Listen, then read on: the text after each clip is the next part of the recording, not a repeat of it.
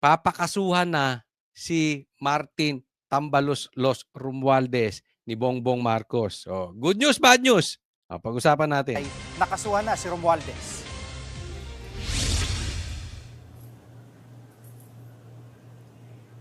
Jiggy, kabilang nga doon sa basis of that recommendation na itong mga statements nga ni Orly Guteza. So ngayon sinasabi na dating security consultant ni Congressman o former Congressman Zaldico, noon nga sa pagdinig ng Senado ay sinabi nga niya na nag-deliver umano siya ng maletang kickback money dito nga kay Romualdez. Ayan, so kinasuhan si Romualdez at saka kakasuhan din si Zaldico because of the testimony of Gutesa. Okay, sige. Isa-isahin natin yan. At maliban nga kay Romualdez, ay pinakakasuhan din po ng DPWH at ng ICI itong si Zaldico. ICI and DPWH ang nagpapakaso, okay? At kabilang nga doon nga sa kanilang mga sinabit kanina dito po sa Office of the Ombudsman ay itong higit 100 bilyong pisong halaga ng kontrata from 2016 to 2025 nitong talagang kasama pa. Buwisit! Talagang sinama pa from 2016 to 2025.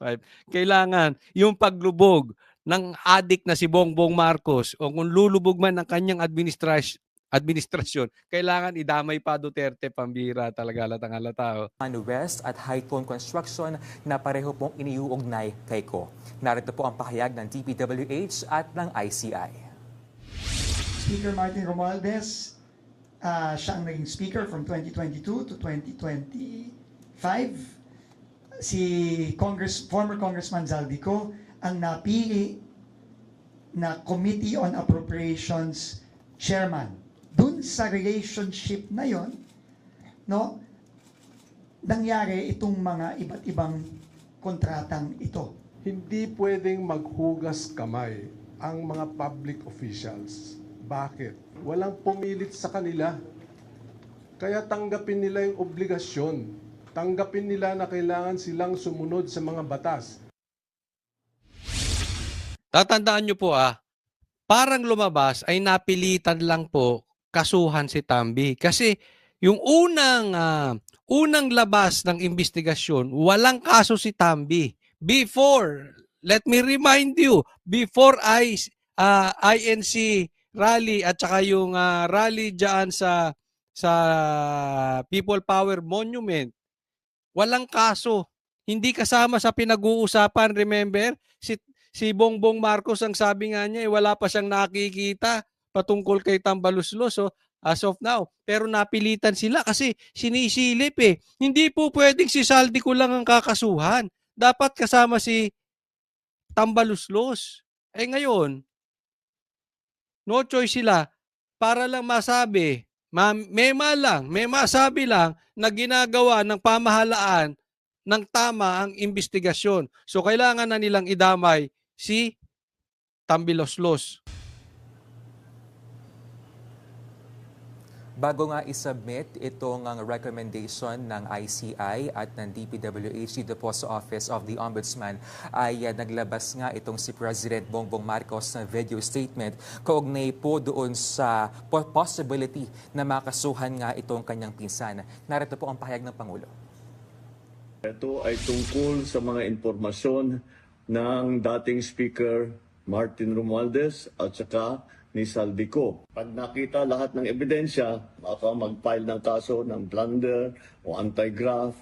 Baka lang for Bongbong Marcos. O indirect bribery. Malakas naman ang loob natin na yung ombudsman, ang ginagawa lamang ay sumusunod sa ebidensya. JC, alam nyo, kung ako tatanungin, palabas lang nila ito. Pautot. Kunwari, pinapasa na sa ombudsman, pero yung ombudsman, hindi yan gagalawin si Tambi. Hindi nila kayang galawin yan. Kasi, pag talagang ginipit to si Tambi, isisiwalat niya to si Bongbong. That's for sure.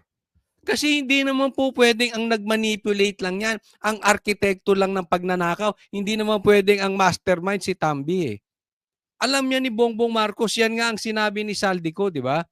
Ang pagkakaiba lang, ayaw nilang tanggapin yung testimony ni Saldico kasi hindi siya under oath. Ang tinanggap lang nila yung kay Gutesa. Pero remember, yung salaysay ni Gutesa ay sinabi niya nag-deliver din siya sa Malacanang. O hindi lang nga niya naidikit na ang tumanggap noon ay si Bongbong Marcos, pero nag-deliver din siya sa Malacanang. Kaya nga kine-question din na peke daw yung salaysay niya kasi yung notaryo hindi totoo. Pero hindi na kailangan yung notaryo dahil nag-under oath siya. Pinapalusutan ngayon ng issue. Naiintindihan nyo yung connection ng dahil doon, kailangan pauwiin muna dito si Saldico. So alam naman natin anong mangyayari pag pinauwi dito. So anong sitwasyon meron tayo ngayon? May lalagyan ng warrant of arrest si Saldico. Pero itagaan nyo sa bato, hindi nila ipa-aresto si Tambi. Kahit nandito, ang sabi ni Tambi, hindi siya aalis ng bansa. Ang sabi niya, nandito lang siya sa NCR. Hindi siya magtatago. Di umano, yan ang sabi ng kampo niya. So in short, haharapin niya dahil malinis ang kanyang konsensya. Pero ang kaya lang ipa-aresto ni Bongbong Marcos ay yung nasa ibang bansa. Pero yung nandito, hindi niya kayang ipa-aresto yan. Pwede yung mga bubuit. Kaya niyang pilipitin ng leeg eh. Pero si Tambi, ligtas yan. Ha? Protektado ng Malacanang yan. Hindi. Ang takot lang ni Bongbong Marcos dahil magsasalita yan si ano.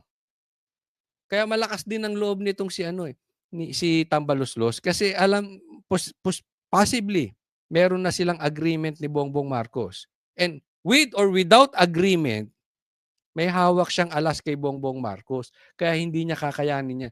So, etong sinasabi nila na ipapa-aresto, may warrant of arrest, hanggang kay Saldico lang yan. Hindi na po yan naakyat. Yan na po ang pinakamataas niyan si Saldico. Or yung mga senador na kaalyado ng Duterte. Or yung mga senador, kung hindi man directly kaalyado ng mga Duterte, yung mga hindi nila kayang pilipitin ng leeg para maging sunod-sunurang katulad ni Tuta Soto, ni Pinky Lacson, ni Boying Rimulya, at kung sino-sino pang mga tuta niya na katulad nila Claire. Ganun ang kalalabasan niyan. Musunod sa ebidensya. JC, yung ba mga binunyag ni Zaldico nitong mga nakaraang araw ay may bigat o sa rekomendasyong ginawa ng ICI dito sa pagsasampa ng kaso?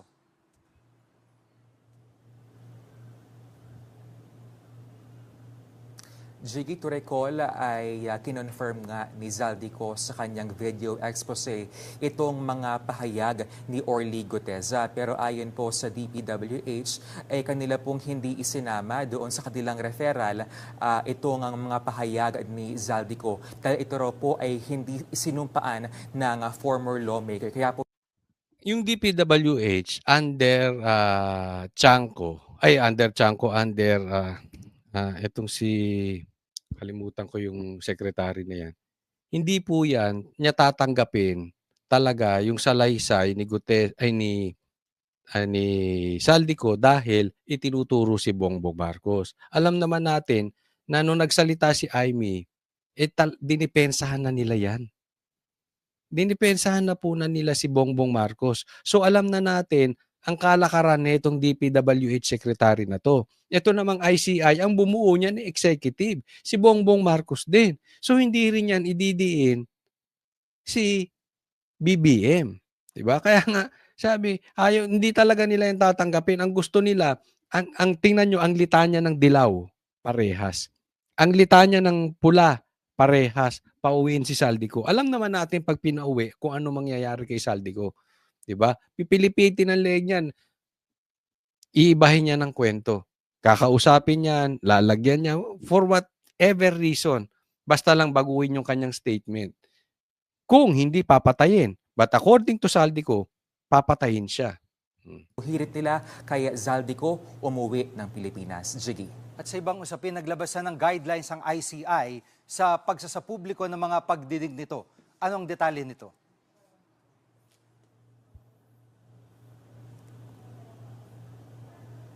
Yes, Jiggy, simula nga next week ay ila-live stream na ng ICI ang mga pagdinig po nito. Ito raw po ay mapapanood sa Facebook at sa YouTube at lahat po ay papalabas maliban na lamang kung hilingin ng resource person na magkaroon ng executive o close Yan, maganda ito ha. Maganda tong sasabihin nilang ila-live. Maganda basta totoo. At maganda kung ang klase ng pagtatanong ay talagang hinahanap yung mga arkitekto or yung mga mastermind, gaya ng pagtatanong ni Marcoleta. Hindi po natin tinataas dito si Marcoleta, ha? Liliwanagin ko lang sa mga pula at dilaw na nakikinig dito. Hindi po si Marcoleta ang issue dito at hindi po si Pinky Lacson ang issue dito. Ang issue dito, yung klase ng pagtatanong ni Marcoleta at yung klase ng pagtatanong ni Pinky. Sana tong ICI, kung talagang ang ilalabas na ebidensya ay patungo sa presidente, hindi sila pepreno, hindi nila ipagtatanggol, hindi sila magpapakaabogado gaya ni Pinky Lacson. Dapat nasa gitna. Ang problema kasi ng Blue Ribbon Chairman at ng ICI, kung susundan nyo yun, tuwing merong maglalabas ng ebidensya o merong magsasabi na nag-deliver sa Malacanang, baka mag-aabogado. Wag na yan. Kung mag-ila-live nyo at mag-aabogado rin kayo at magtatanga-tangahan kayo, wag na kayo. Buwagin nyo na yung ICI kasi ang importante dito, yung tiwala ng tao mabalik. Kung gagawin nyo lang moro-moro o parang noon time show ni Tito Soto, yung ICI na yan, yung live nyo yan, alisin nyo na yan kasi hindi rin paniniwalaan ng tao. Sana magpakalalaki kayo, manindigan kayo na pag sinabi nyo kung saan kayo dadali ng ebidensya, doon kayo pupunta. Hindi kayo pepreno. Kung ano yung sinabi nyo, yun ang gawin ninyo. Nakikita naman ng taong bayan pag pumupunta na kay presidente, pumepreno eh. Hindi man ang ICI, pero nakikita natin, lumalabas ang mga tagapagtanggol ni Bongbong Marcos. Huwag naman ganon. Huwag nyo naman lokohin ng Pilipino. Ha?